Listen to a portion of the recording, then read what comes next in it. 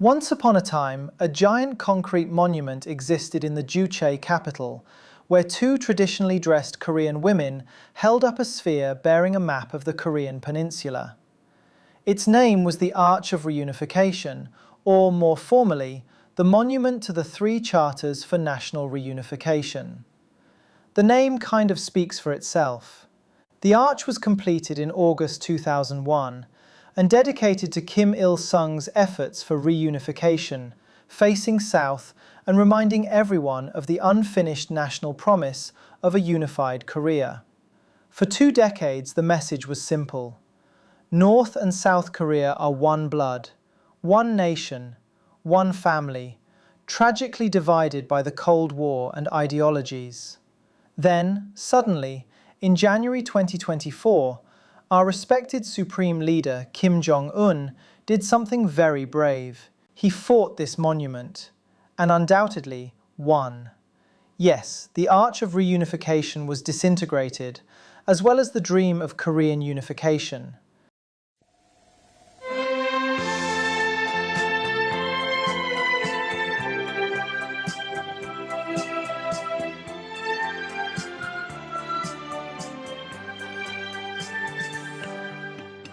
In a normal country, demolishing an outdated monument is called urban renewal. In North Korea, it is an ideological purification. The Arch of Unification was not some random concrete decoration built by a bored municipal planner with too much cement and too little taste. It physically embodied the 3 charters for national reunification, proposed by the eternal president Kim Il-sung. But now, Kim Jong-un, the very living grandson, looked at Grandpa's national dream and told the cousins in the south, "We are not a family anymore." Pyongyang still calls Seoul in derogatory terms. But back then, even when North Korea cursed the South, it was still the socialist brother who cursed the capitalist brother as an internal family affair. South Koreans were bad Koreans, misled Koreans, occupied Koreans, unwise cousins under enemy influence. Now, the Supreme Leader changed it all. He announced that North and South Korea were no longer in relations between compatriots. They are now 2 very hostile states, not one nation temporarily separated by foreign interference. If you have never lived under a dictatorship, it sounds like a small wording change. I mean, the 2 Koreas have been de facto hostile states for almost 80 years. Kim Jong-un just frankly admitted it. However, in the Kimdom, the leader's words are policy. He did not simply delete the slogans of peaceful reunification and national reconciliation. The leader changed the law. In this episode, we investigate how North Korea went from preaching reunification like scripture to deleting it as a self-embarrassment from the constitution. The story starts with Kim Jong-un's national divorce. Then, we try to understand the root problem, rewind to the Cold War map surgery that split Korea, follow Kim Il-sung's reunification obsession from war planning to peace offensives. Before we begin, our weekly ritual of saluting the channel members who finance our production and our tiny studio. You are our sponsors, and we don't need to sell any VPN service to survive this brutal capitalist world. Thank you, sincerely. And if you're new here, please consider hitting that subscribe button.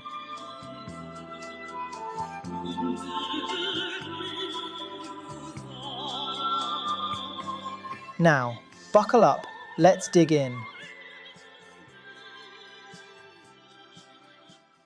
Well, dramatic video shows the moment that North Korea demolished 2 road and railways routes that used to link the 2 Koreas. So let's go to the video, and on the right-hand side of the screen, you can see a blue sign that says goodbye to drivers from South Korea, and then we see the explosion. A cloud of debris blown into the sky. North Korea demolished this roadway and another one on the other side of the country, 2 of the last remaining road and railways linking the 2 countries.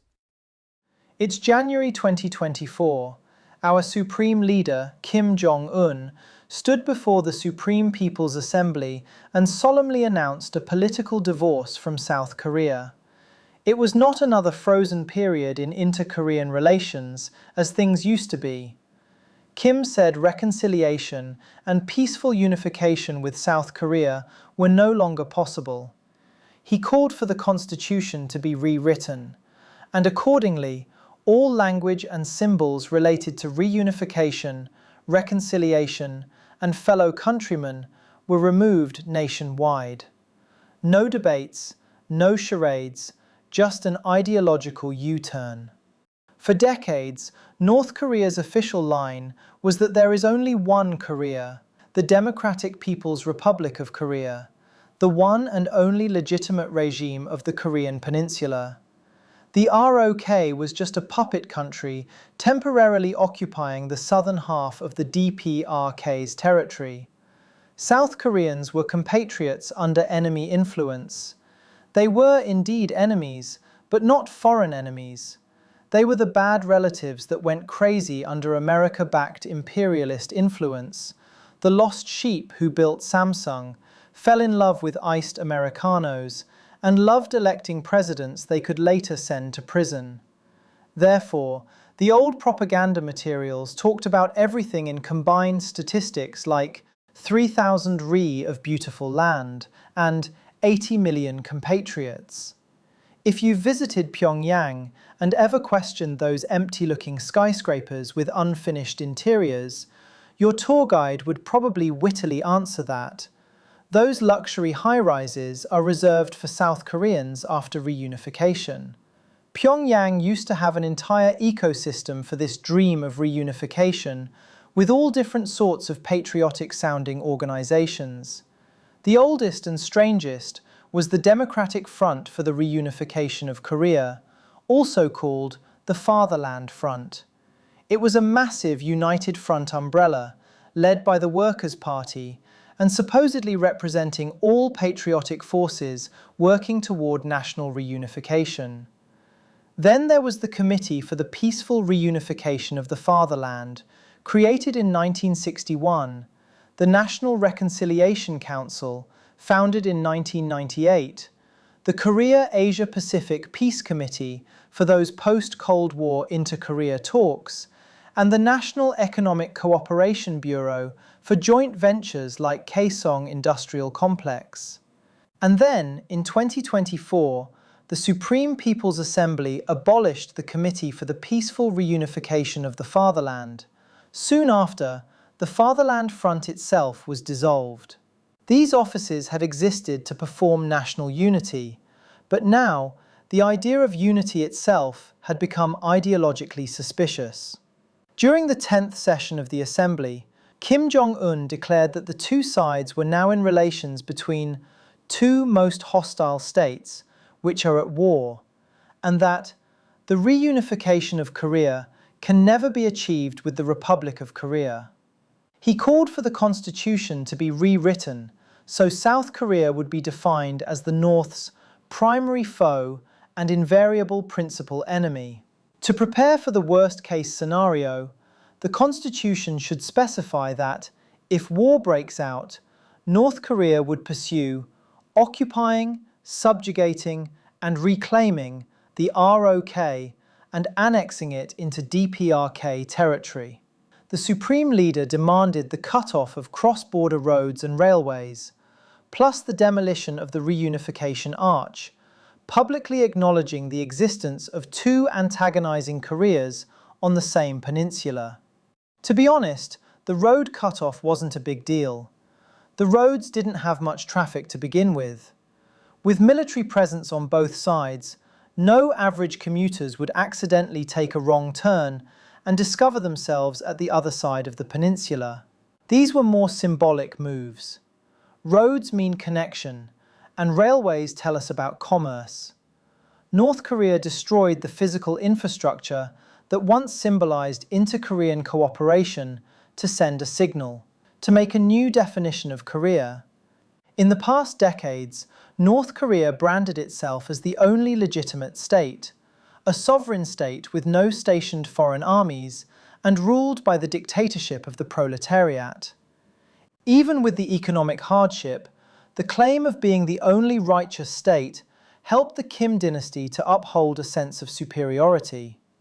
People are hungry, yes, but perhaps they can feed themselves with the Juche idea and feel better about their miserable lives. By 2026, the new version of the DPRK constitution quietly removed the clause on national reunification on the principles of independence, peaceful reunification, and great national unity. The Kim regime stopped representing the entire Korean people and clearly said that their country borders the Republic of Korea to the south. So, what's the motive behind this change of language? Let us be clear, it is not because the leader suddenly realized that reunification is no longer possible. It had never been possible since the beginning of the Korean War. Two countries have been enemies since their founding. In fact, Kim Jong-un probably felt tired of its country consistently being compared to the South. In the old narrative, South Korea is the same civilization taking a different historical road. The entire peninsula shares the same language, the same cuisine, the same colonial trauma. Just two different regimes and different political systems.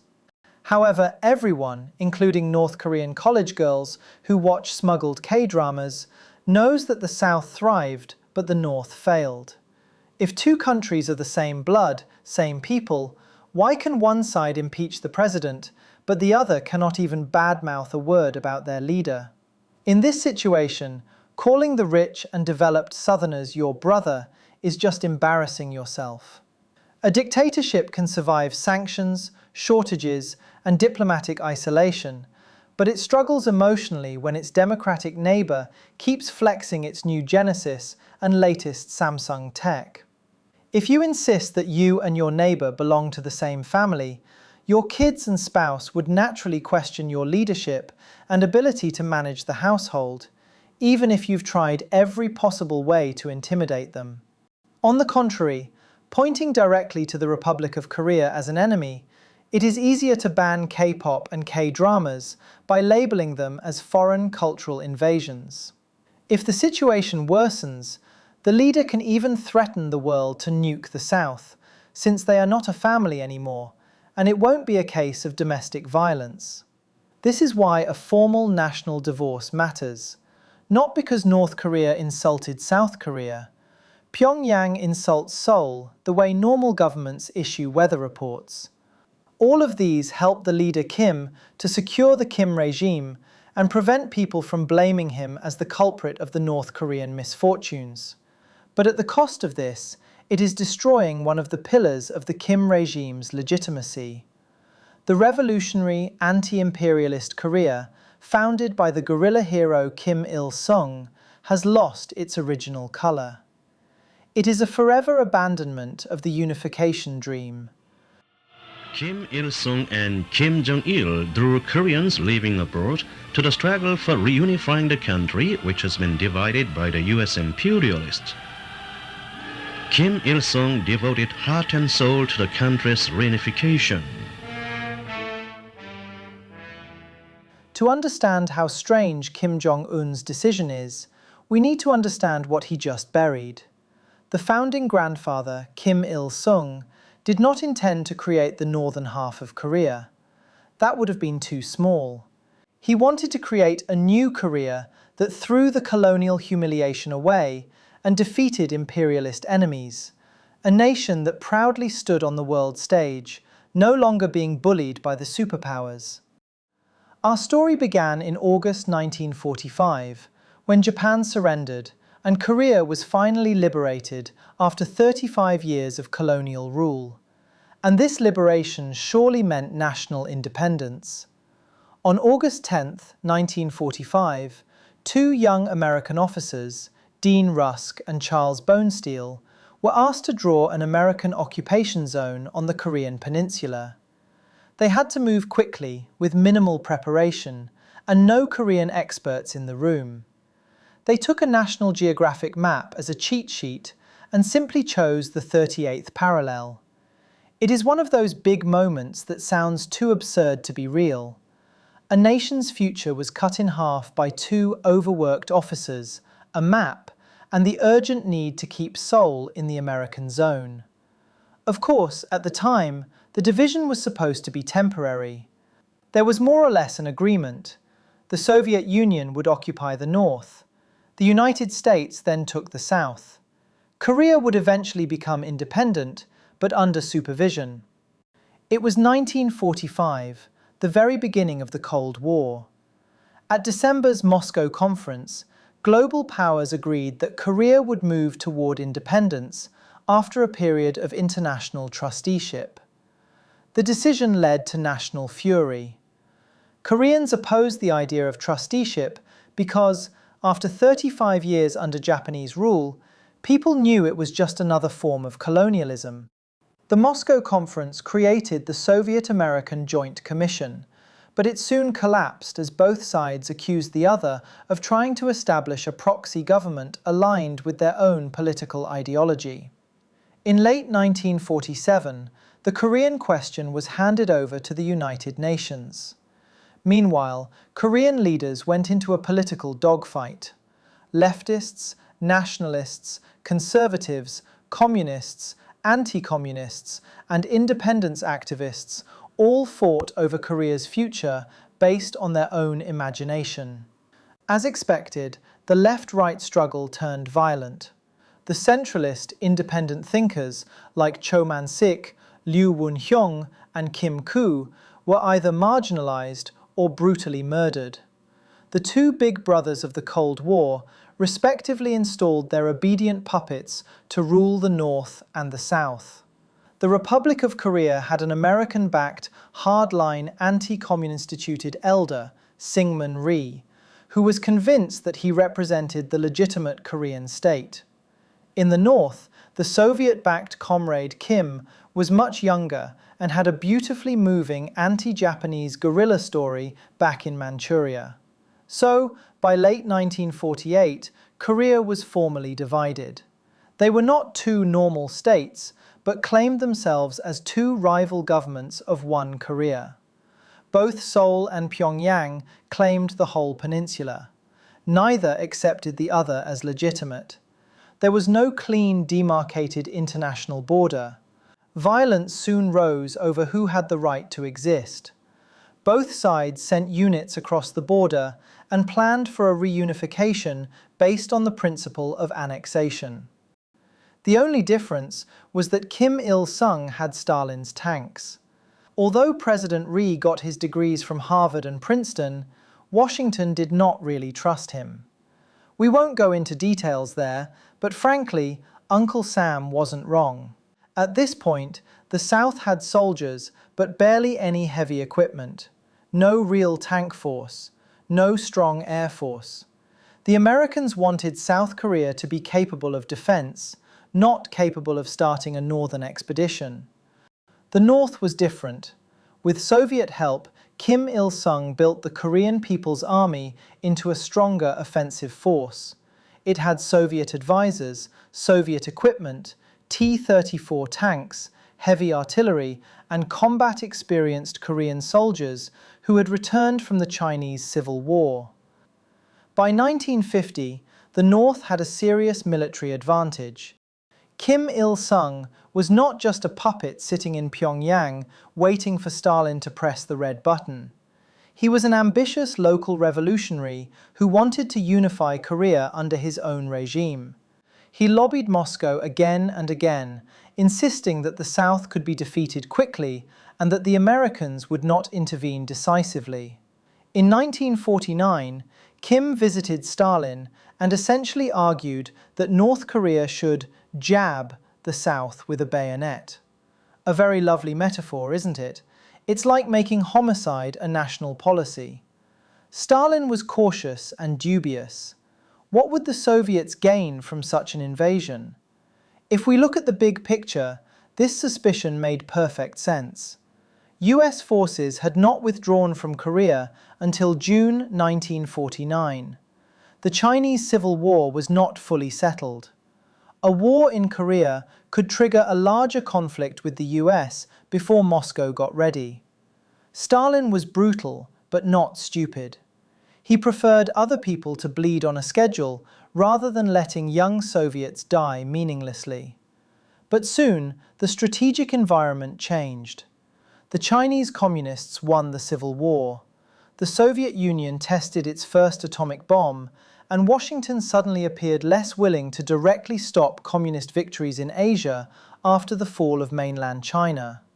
More crucially, on February 14, 1950, Stalin and Chairman Mao signed the Sino-Soviet Treaty of Friendship, Alliance, and Mutual Assistance, establishing a 30-year military and economic alliance between the two countries. Under this pact, the USSR agreed to return control of the Chinese Changchun Railway, Port Arthur, and Dalian to China. For centuries, Russia's top strategic goal in Asia was securing an ice-free, warm-water naval port since Vladivostok freezes every winter. Suddenly facing the loss of his Pacific gateway, Stalin turned eastward and hoped to gain Busan or Incheon as alternatives. So Stalin abruptly changed his idea and was now in favor of a Korean War. In early 1950, Kim went secretly to Moscow again. This time Stalin approved, but with the condition of first securing China's help. This geopolitical gamble was a brilliant, cynical chess move. If Kim Il-sung won, Russia got some warm water ports. If the US intervened and Kim started losing, China would be forced to enter the war to protect its own border. As a result, China would be locked into a conflict with the West, forcing Mao to remain dependent on Soviet military protection. So Kim Il-sung went to Beijing in May 1950. Mao was reportedly surprised to learn that Stalin had already approved the plan. China had just finished a devastating civil war. Mao wanted time to recover the economy, consolidate the new state, and prepare to invade Taiwan, the last piece of the Chinese puzzle. Korea was just an extra trouble. However, to demonstrate China's loyalty to the socialist bloc and to secure Soviet economic and military aid, Mao couldn't stand apart from the Korean conflict, although he knew it was a trap. So, it is phase 1 of the Korean reunification, through tanks and brutal forces. The root of the Korean War was the military demarcation line that bisected the Korean peninsula. Professor Cummings in Chicago says, "Once a student of mine asked me why Korea, a liberated nation, had to be divided in 1945 instead of defeat Japan, unlike the case in Germany. I couldn't answer the question. The United States, that had fought Japan, should have had Japan divided, not Korea. In this regard, Korea became a victim instead of Japan." On June 25, 1950, before dawn, the Korean People's Army crossed the 38th parallel behind artillery fire. North Korea did not announce, "Good morning, sir, we are launching a planned invasion to absorb the South." That would be too rude. Instead, Pyongyang claimed it was responding to Southern aggression, a typical false flag tactic. Its official North Korean name was the Fatherland Liberation War. The South calls it the 625 War, simply after the date it began. The names tell us everything. For Seoul, it was an invasion remembered by the calendar. But for Kim Il-sung, it was his first real answer to the unification question. Kim believed the South was politically fragile. Pak Hon-yong and other exiled Southern Communist leaders had encouraged the idea that once the North Korean People's Army invaded, Southern leftists would rise, the Rhee government would collapse, and the masses would welcome the national liberation. That's right, the North captured Seoul in just 3 days. The invasion started before dawn on June 25th, and the KPA completely overran the southern capital by June 28th. Kim had already promised Stalin that a surprise attack would allow him to win the entire war and capture South Korea in a matter of days. Overjoyed, he sent a message to Joseph Stalin asking for permission to throw a massive, official victory celebration party in Seoul on August 15, 1950, to mark the 5th anniversary of Korea's liberation from Japan. Stalin, the ever-merciful father, thought it was ridiculous and sent back a sharp reply, telling Kim to stop focusing on banquets and celebrations and instead focus entirely on the practical details of the military offensive. The war-torn Stalin warned the guerrilla hero that the battlefield was unpredictable and required ultimate focus. Kim, of course, did not fully listen. The South was corrupt, repressive, and underarmed. Just as Stalin feared, after taking Seoul, the overconfident Kim suddenly halted his advance as he mistakenly believed that capturing the capital meant the war was won. The army rested there for several days, waiting for a communist uprising in the south or a political surrender from the head of the puppet regime. When Stalin learned about the party, he panicked. Wasting time in Seoul gave the United States a window to send troops over from Japan. Stalin fired off urgent orders to his military advisors on the ground, demanding they force Kim Il-sung to cross the Han River and keep advancing south immediately. By the end of the month, KPA had successfully pushed South Korean and early US forces all the way down to the tiny southern tip of the peninsula, trapping them inside what was called the Pusan perimeter. The communist force seemed invincible, seemingly just days away from a total victory. Then came the reversal. The UN forces gathered, and on September 15th, General Douglas MacArthur pulled off a brilliant surprise amphibious attack at Incheon, right near Seoul, completely cutting the North Korean army in half. Kim's troops panicked and collapsed, fleeing back north. Within weeks, United Nations forces didn't just recapture Seoul, but marched across the 38th parallel and headed straight for the Chinese border. It was at this period that Kim Il-sung finally realized how weak and fragile his troops were in comparison to the superpowers. But at the very least, he and Stalin successfully dragged Mao Zedong into the game. China must send its own army to fight the Americans. If Mao refused, Stalin would then let North Korea fall, and there will be no Soviet aid, no technical support, nor any buffer zone between a socialist China and an imperialist Korea.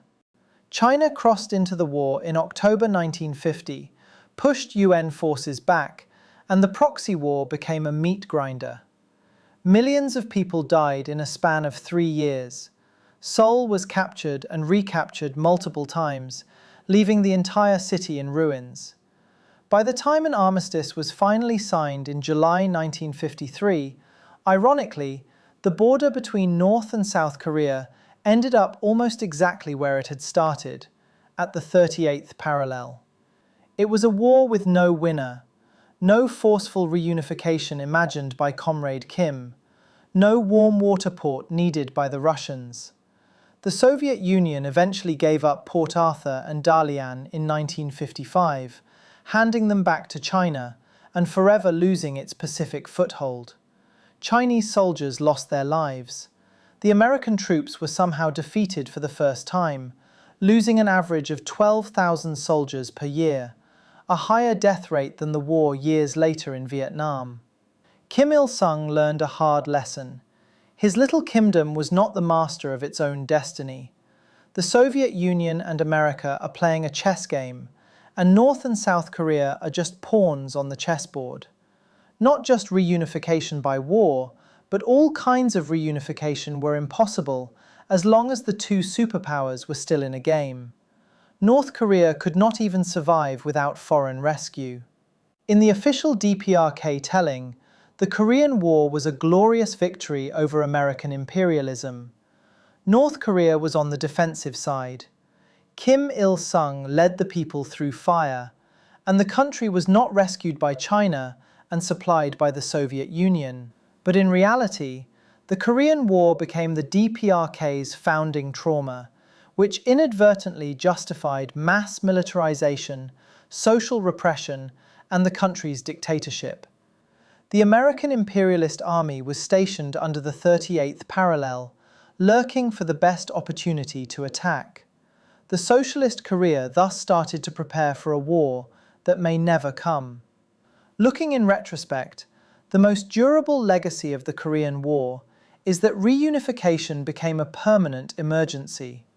The South still had to be liberated, yes, but now liberation required endless preparation, brave sacrifice, and unquestionable obedience to the man who had almost lost his country.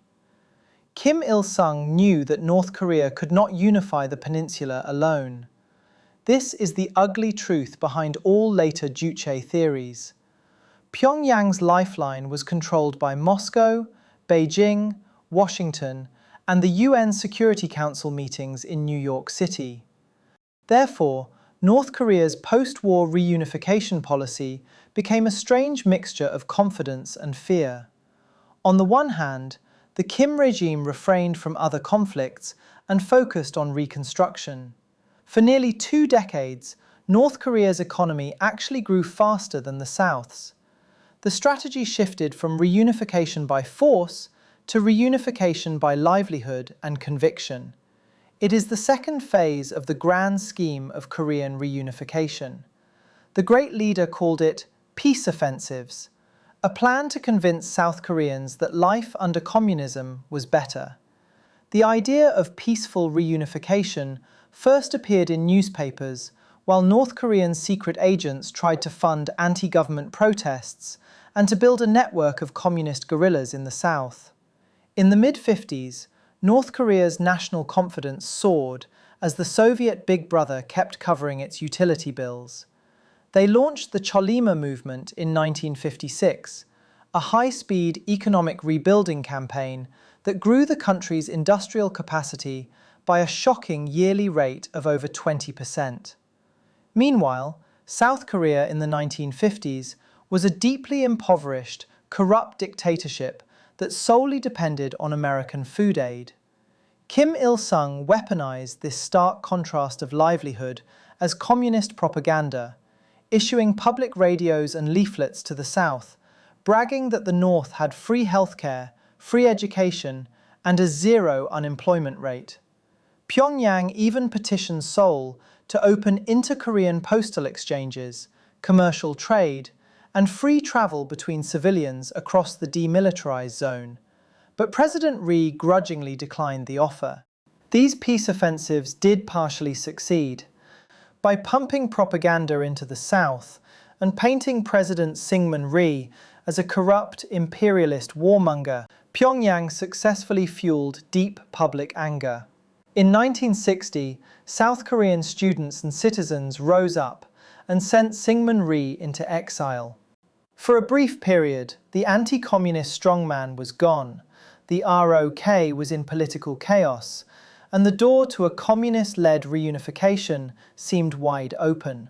However, instead of another wave of communist revolution, North Korea's aggressive subversion triggered the ultimate defensive reaction from the South.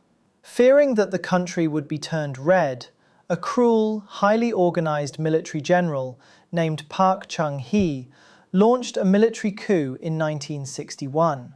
General Park had a leadership style similar to Augusto Pinochet and Chiang Kai-shek, which means he was a capitalist strongman dictator who relentlessly purged his rivals.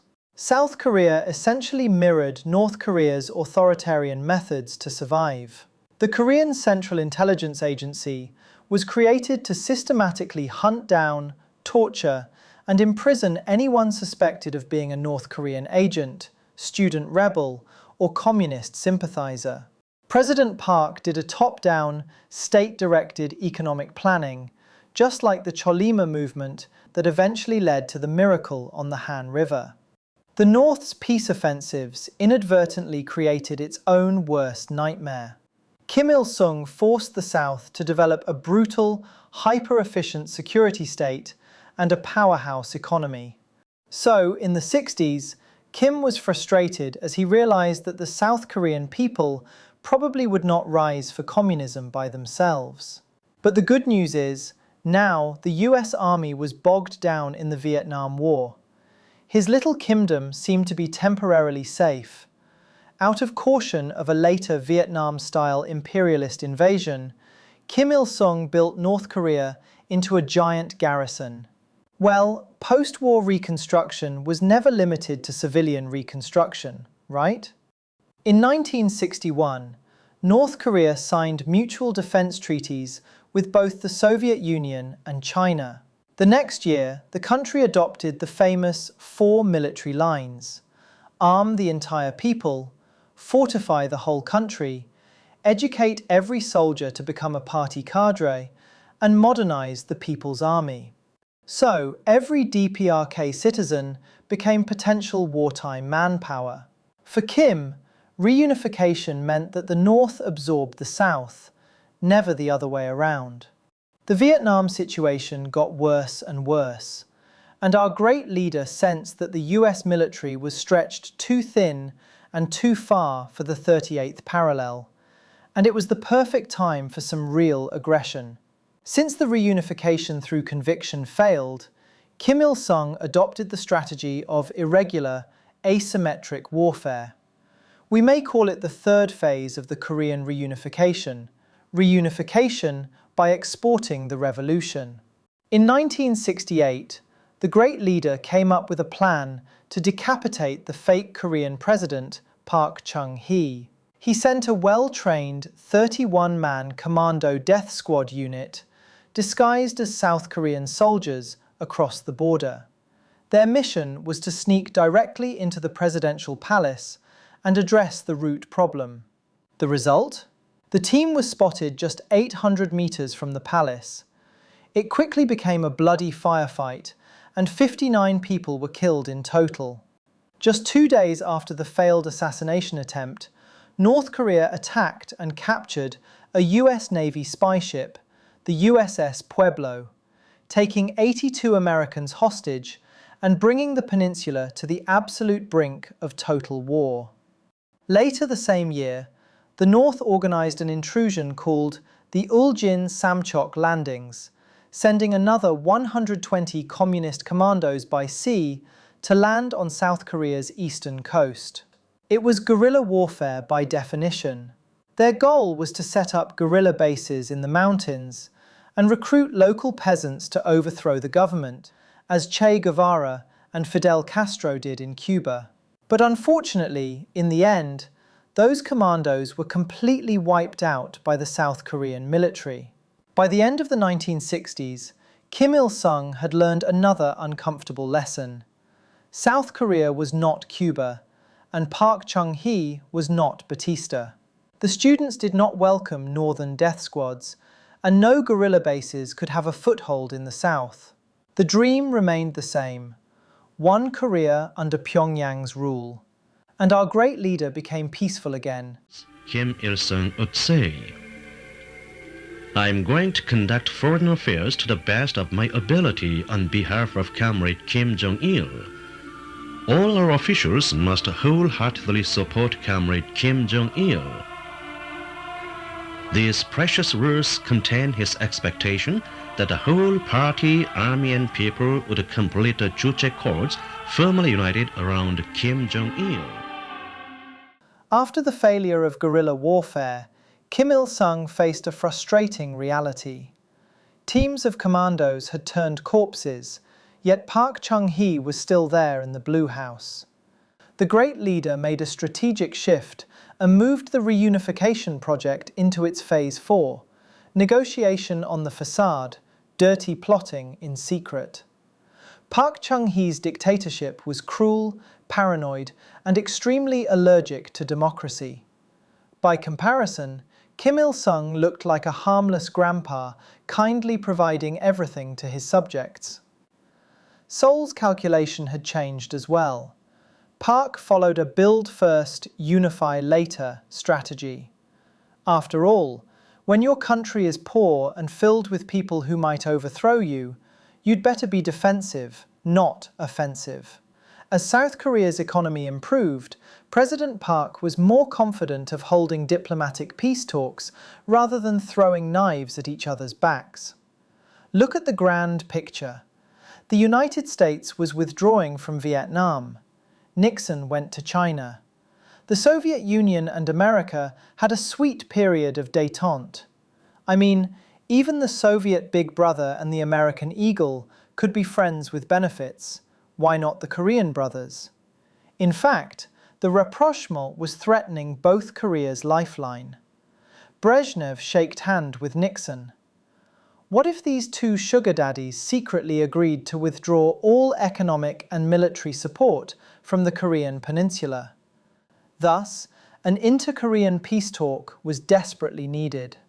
In 1972, South Korea's KCIA chief Lee Hoo-rak secretly went to Pyongyang.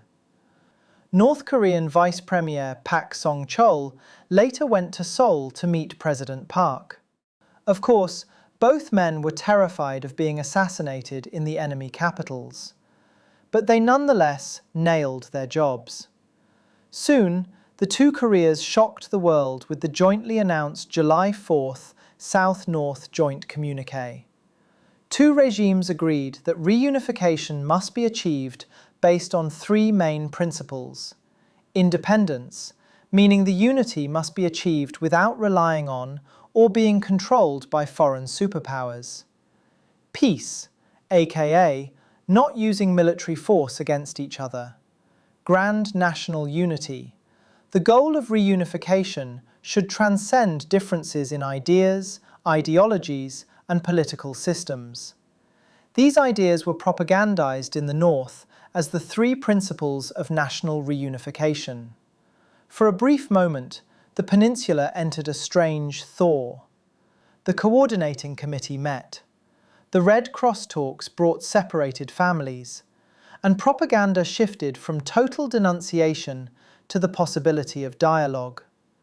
But the dark irony was that neither dictator actually wanted reunification. They just did a stunt under international pressure. Peace abroad, dictatorship at home. Just months after the peace declaration, President Park declared martial law and passed the Yushin Constitution.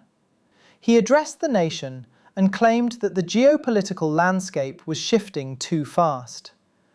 With the United States pulling back from Asia and the cunning Kim Il-sung up north, Western-style democracy was too weak, messy, and divided to handle reunification talks. South Korea needed absolute unity under a single, unchallenged leader, and there is no better candidate than General Park Chung-hee. A swift military takeover soon followed.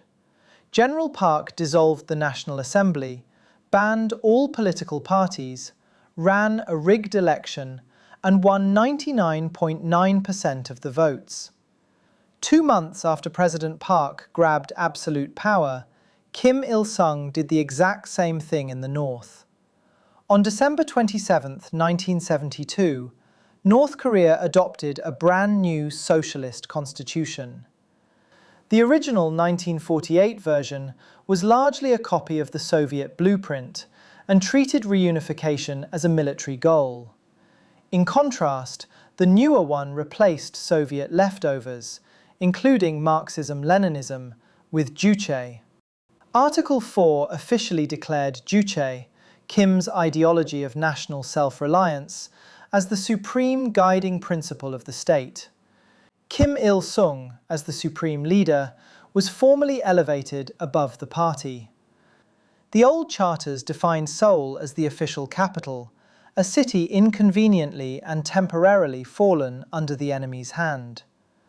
The 1972 Constitution finally fixed this bug and declared Pyongyang as the permanent capital of the DPRK. In sum, this is the forgotten comedy of the South-North Joint Communique. Both Koreas talked about national unity, but in effect, both dictators became more dictatorial. One people, two police states, very Korean. And, expectedly, mutual distrust quickly returned to its natural habitat. Border incidents, propaganda, and military suspicion continued. Neither side had accepted the other's legitimacy. Their goal was never reunification, but to absorb the other in the long run. In the late 70s, South Korean and UN forces gradually discovered a series of massive military tunnels underneath the demilitarized zone. One tunnel was wide enough to march 30,000 armed soldiers through in an hour, proving to Seoul that Kim Il-sung was always plotting something big to surprise the South. Tensions reached an absolute boiling point in August 1976, when North Korean soldiers hacked 2 US Army officers to death with axes. The peninsula literally came to the brink of war. 3 days later, US and South Korean forces launched Operation Paul Bunyan. The same pattern of peaceful talks plus military backstabs continued throughout the 70s and 80s, even after the assassination of Park Chung-hee in 1979 and the Gwangju Uprising in 1980. The two Koreas respectively offered their reunification blueprints, like the Democratic Confederal Republic of Korea by Kim Il-sung, and the Democratic Reunification Formula for National Reconciliation by Chun Do-hwan. But reunification had little progress, if not went backward. In 1983, while South Korean President Chun Do-hwan was on an official diplomatic trip to Rangoon, Myanmar, North Korean agents planted a massive bomb, which exploded minutes before Chun arrived. The president survived, but 21 other people were killed, including South Korea's foreign minister, economic advisors, and top diplomats. The Rangoon bombing tore the peaceful facade apart. All official proposals were misdirection tricks. Pyongyang had never given up the violent elimination of the South Korean leadership. Kim Il-sung's reunification project had tried almost every path available: tanks, commandos, peace talks, federation plans, and diplomatic theatre. None of them worked. The South did not collapse. The North did not dominate. Kim Il-sung built the dream of Korean unity, fought for it, but failed to achieve it. Soon, the Soviet Union would collapse, the wind would change, and the Kim dynasty's dream, or say nightmare, changed from conquest to survival.